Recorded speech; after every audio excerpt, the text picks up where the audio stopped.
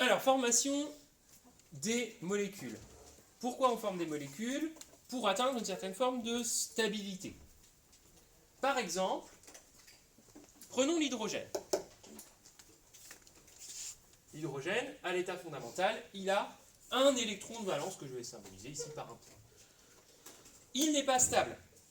Pour être stable, il faudrait qu'il gagne un électron pour atteindre la configuration électronique de l'hélium. Il peut former un ion, on peut l'imaginer, mais il peut aussi former une liaison avec une molécule. Je m'explique. Imaginons qu'il y ait un autre atome d'hydrogène qui se balade lui aussi avec son électron. Lui non plus n'est pas stable. Donc on a deux entités qui ne sont pas stables et toutes les deux recherchent à avoir un électron de plus dans leur environnement électronique. Et bien qu'est-ce qu'ils vont faire, ces deux atomes? Ils vont mettre en commun leurs électrons. Ils vont se rapprocher et mettre en commun leurs couches de valence. Ils vont former ce qu'on appelle une liaison covalente. On met en commun les couches de valence.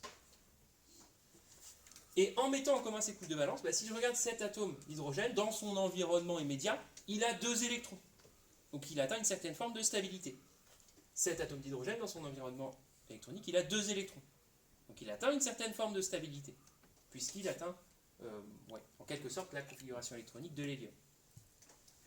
Ça, c'est une représentation de Lewis. En Lewis, un trait, ça représente deux électrons. Et un trait entre deux atomes, ça représente ce qu'on appelle une liaison covalente.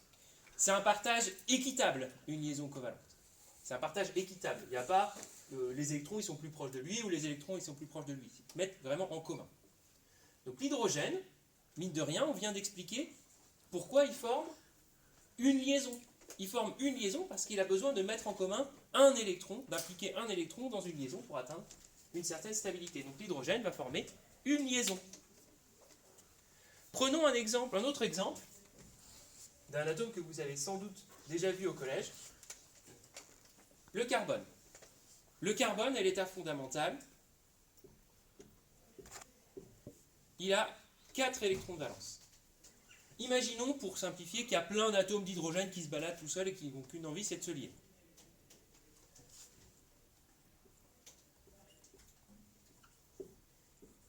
Et bien ces 4 atomes d'hydrogène, ils ont chacun un électron de valence qu'ils ont envie de mettre en commun, d'impliquer dans une liaison covalente. Et le carbone, lui, il a envie de gagner 4 électrons. En tout cas, d'avoir 4 électrons de plus dans son environnement électronique. Donc il va se rapprocher de 4 atomes d'hydrogène, s'il y a de l'hydrogène dans le milieu, et il va former 4 liaisons covalentes.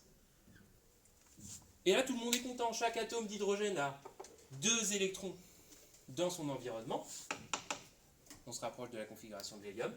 Et le carbone, il a 2, 4, 6, 8 électrons dans son environnement. Il se rapproche de la configuration du néon.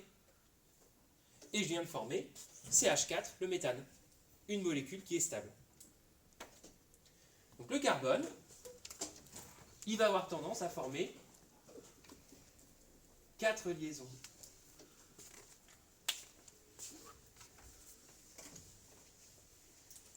Regardons l'azote. À l'état fondamental, il a 5 électrons de valence. Pour être stable, il faudrait qu'il en gagne 3 dans son environnement. Imaginons encore une fois, pour simplifier, qu'on n'a que des atomes d'hydrogène, même si on pourrait imaginer des liaisons doubles. Ou des liaisons avec d'autres éléments.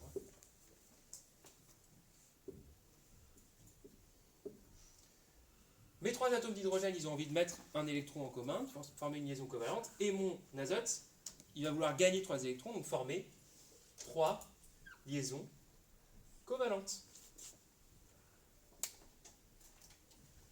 Chacun des hydrogènes a bien 2 électrons dans son environnement.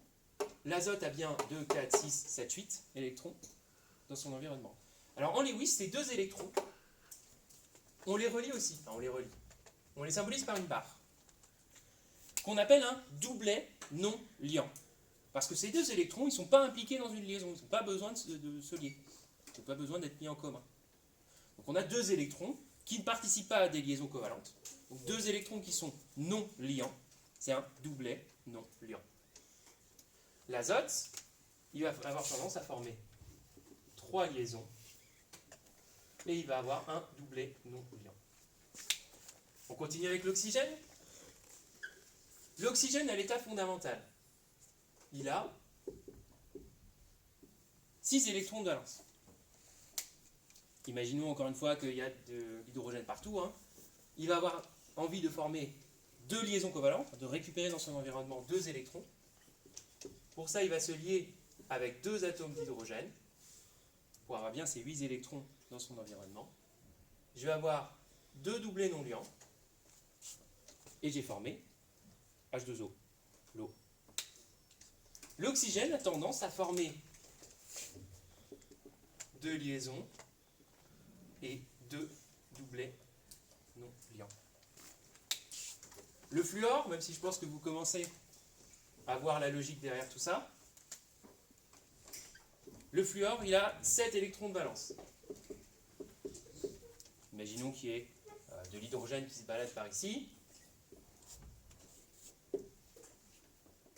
On va former une liaison covalente entre les deux, ce qui va permettre à l'atome d'hydrogène d'avoir 2 électrons dans son environnement, au fluor d'avoir 8 électrons dans son environnement, et je vais avoir 1, 2, 3 doublets non liants. Le fluor va former une liaison et 3 doublets non liants. Et si je prends, pour le plaisir intellectuel, le néon, ouais, on va prendre le néon.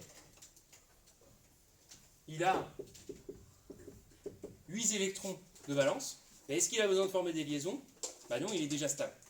En fait, il y aurait 4 doublets non liants. Et mine de rien, on vient d'expliquer pourquoi le carbone a 4 liaisons, par exemple. Pourquoi le carbone forme 4 liaisons. Vous avez tous utilisé les modèles moléculaires. Pourquoi il y a 4 embouts sur le carbone. Je reviens sur les familles chimiques. On a dit, même famille chimique, même propriété chimique. Si le carbone forme 4 liaisons, le silicium va former 4 liaisons. Et tous les éléments en dessous vont aussi former 4 liaisons. Même chose pour l'azote, le phosphore, etc.